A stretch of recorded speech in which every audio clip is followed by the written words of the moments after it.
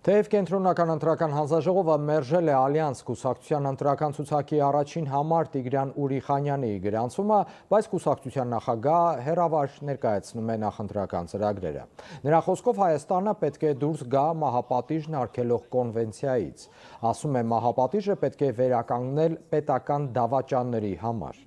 Կուսակցությունն առաջարկում է նաև վերականգնել արտասահմանում ապրող Հայաստանի քաղաքացիների ընտրելու և ընտրվելու իրավունքը, բռնագանձել պետական դավաճանության ու պետական թալանի մեղադրանքներով դատապարտվածների ամբողջ ունեցվածքը սոցիալապես խոցելի կարգավիճակ ունեցող ընտանիքների օգտին, անմիջապես բաժանելով այդ ընտանիքներին։ Ուզում են նաև վերացնել պարտադիր կուտակային կենսաթոշակային համակարգը, իսկ արդեն կուտակված ու վճարվող գումարների հաշվին 100%-ով ավելացնել կենսաթոշակը։ Մենք խոստանում ենք մահապատիժ պետական դավաճանների համար պիտի լինի մահապատիժ օրենքով սահմանված կարգով։ Հայաստանը պիտի դուրս գա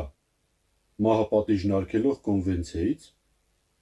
և համաժողովրդական հանրաքվեով վերականգնի մահապատիժը պետական դավաճանության և առանձնապես խոշոր չափի պետական թալանի համար։ Իմ նպատակն ու ցանկությունը մեկն է, միայն մեկն է՝